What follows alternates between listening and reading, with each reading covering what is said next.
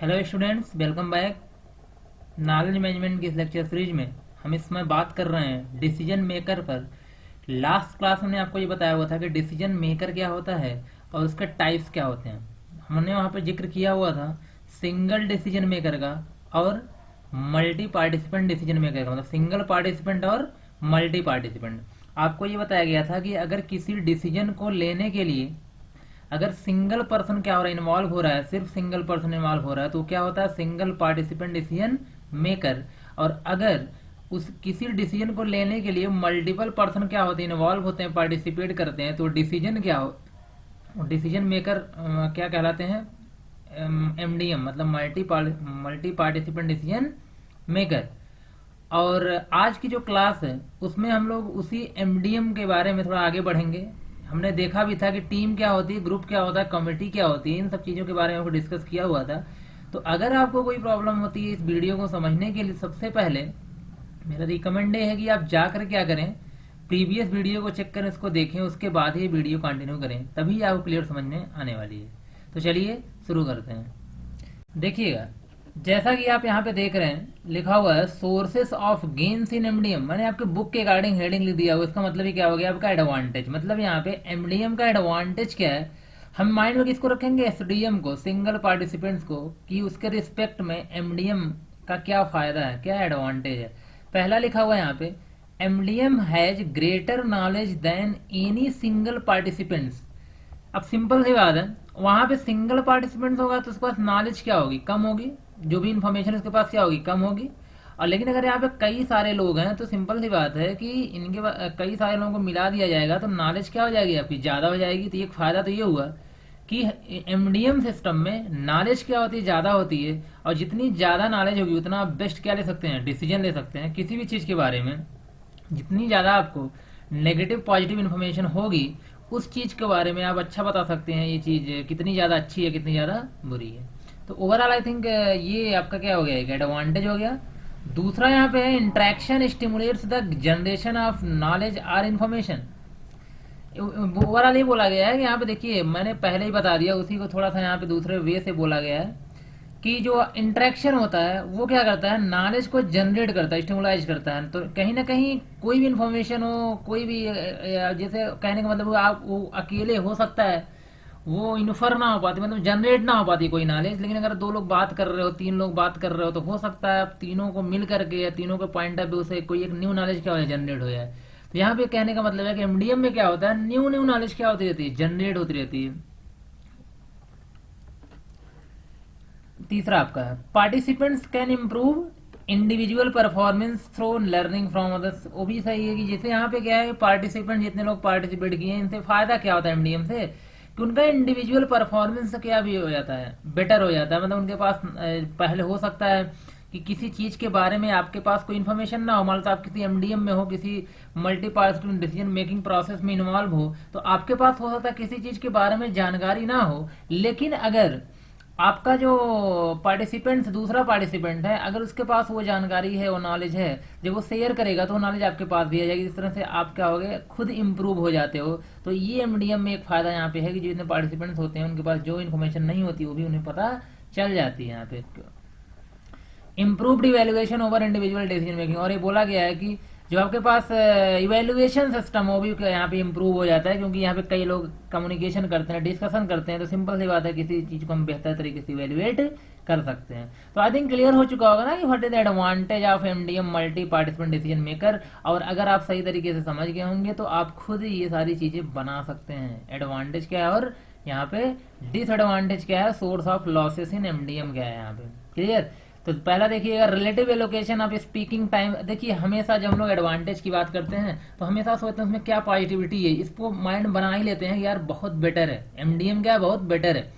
अगर आप जब डिसएडवांटेज के बारे में लिखते हैं तो आप दिमाग में रख लीजिए यार एमडीएम से क्या क्या प्रॉब्लम होने वाली है। सिंगल हम आई थिंक जो भी था सिंगल सिस्टम था वो बेटर था, कहीं ना कहीं एमडीएम क्या है, बेटर नहीं है। ये माइंड में रख करके आप हमेशा लिखा करें तो पॉइंट्स आपको मिलते रहेंगे। जैसे यहाँ पे relative allocation of speaking time is reduced with MDM size.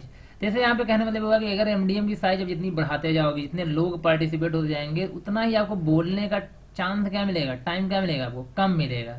तो कहीं ना कहीं यहाँ पे एक नुकसान यहाँ पे ये हो रहा है कि अगर आप किसी भी चीज़ को, आपके पास कंटेंट ज़्यादा है, आप ज़्यादा डिलीवर कर रहे हो चीज़ों के, टाइम ले रहे हो ज़्यादा बोलने में, तो आई थिंक आपको उतना चांस नहीं दे, क्योंकि यहाँ पे लिमिटेड टाइम होता है। कोई मीटिंग आपकी होती है, कोई ग्रुप होता है, तो अगर उसको कोई डिसीजन लेना होता है तो कोई लिमिटेड टाइम होता है और उसी टाइम में डिसीजन लेना होता है, तो बहुत सारे अगर लोग होंगे तो सब अपना अपना व्यू सही तरीके से प्रेजेंट नहीं कर पाएंगे। ये बोला गया है यहाँ पे कि टाइम को क्या करना पड़ता है, यहाँ पे रिड्यूस करना, मतलब रिड्यूस हो जाता है एक पर्सन के लिए, उसके इनफ टाइम नहीं मिल पाता है। देखिए यहाँ पे दूसरा क्या है, पार्टिसिपेंट में not be able to remember all the contribution of others. मतलब यहाँ पे एक नुकसान क्या हो गया कि अगर बहुत सारे लोग हैं तो सबका अलग अलग कंट्रीब्यूशन है, उसको याद रखना थोड़ा सा क्या होता है, मुश्किल हो जाता है अदर पार्टिसिपेंट के लिए, या हर सभी की चीज़ों को याद करना क्या होता है, मुश्किल हो जाता है, भी एक नुकसान है यहाँ पे। तीसरा, increase decision context coordination activity. अब कहने का मतलब यहाँ पे देखिए, जो डिसीजन कंटेक्स्ट होगा, यहाँ पे मैं बोलते थे मटेरियल्स होगा, जो डिसीजन नॉलेज होगी, डिसीजन जिसके थ्रू हम लेंगे, तो कई लोगों का डिसीजन कंटेक्स्ट होगा वहाँ पे, तो उसको कोऑर्डिनेट करना, उस मतलब उस आपस में तालमेल बिठाना, या फिर कहने का उनको सिंक्रोनाइज करना, ये थोड़ा सा हमारे लिए क्या हो जाएगा, डिफिकल्ट यहाँ पे हो जाएगा। ये बहुत बढ़ जाता है कोऑर्डिनेशन, तो हमारे लिए क्या हो जाती है, वहाँ पे एक प्रॉब्लम क्रिएट हो जाती है कि बहुत ज़्यादा हमको लग के क्या करना हो, कोऑर्डिनेट करना होगा। तो अगर सिंगल यहाँ पे होता तो कोई कोऑर्डिनेशन ही नहीं था, तो वहाँ पे क्या था, फायदा था। फिलहाल यहाँ कोऑर्डिनेशन क्या हो गया, एक अलग वर्क हो गया, तो यहाँ पे हमारा थोड़ा सा एमडीएम का ही क्या हो गया, डिसएडवांटेज हो गया।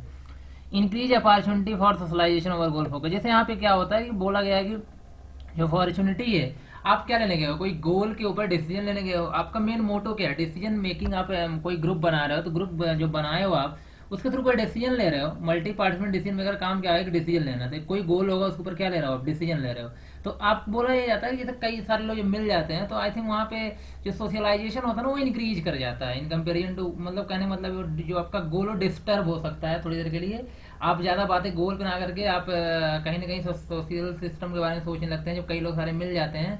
तो ओवरऑल क्या होता है, बोल सकते हैं आपके यहाँ पे कि टाइम ज़्यादा थोड़ा लग जाता है, और वो तो सिंपल टाइम लगेगा भी डिसीजन को लेने में, और साथ ही साथ यहाँ पे थोड़ा सा जो सोशलाइजेशन सिस्टम, उसकी तरफ हम लोग क्या कर पाते हैं, आकर मतलब ट्रैक हो जाते हैं गोल को छोड़ करके। तो ये भी कभी कभी प्रॉब्लम यहाँ पे आने लगती है। जैसे मेरा कहने का मतलब ये देखिए, लास्ट पॉइंट का मतलब, यहाँ पे 10 लोग बातें कर रहे हैं, तो अब वो अपने तरीके से क्या करेगा, सोचेगा यार मैं ऐसा बताऊं जो हर तरीके से बेटर हो, मैं ऐसा बताऊं जो हर तरीके से बेटर हो, मैं ऐसा बताऊं जो हर तरीके से बेटर हो। तो कहीं ना कहीं आपको वहाँ पे थोड़ा सा क्या करना है, अपने आप को बेटर रखना है 10 लोगों के बीच में, अपने आप बेटर, मतलब सोशली आप मतलब समाज को आप वहाँ माइंड में रख रहे हो, यार इनके बीच में हम इस तरीके से प्रेजेंट करें, इस चीजें रखें चीजों को, तो हमारे लिए बेटर होगा। लेकिन अगर अकेले आप होते तो ये सब आप ना सोचते, आप सिर्फ किस पे फोकस करते, गोल पे फोकस करते, आप अपने इंप्रूवमेंट पे फोकस, मतलब अपने सोशलाइज सिस्टम फोकस ना करते, तो इसलिए यहाँ पे बोला जा रहा है। तो आई थिंक क्लियर हो चुका होगा कि क्या होता है disadvantage and advantage of MDM, multi participant decision maker.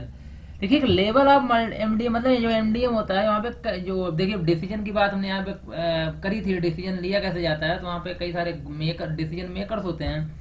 अब डिसीजन मेकर में बहुत सारे लेवल्स होते हैं, मतलब जो पर्सन होते हैं उनका क्या होता है, लेवल होता है। जैसे आप सिंपल सी बात है, यहाँ पे जैसे कोई बॉस है, तो उसके नीचे मैनेजर्स है, एग्जीक्यूटिव्स हैं, मतलब कहने मतलब ये सारी चीज़ें होंगी, सब लोग मिल कर क्या लेते हैं, अपना डिसीजन लेते हैं।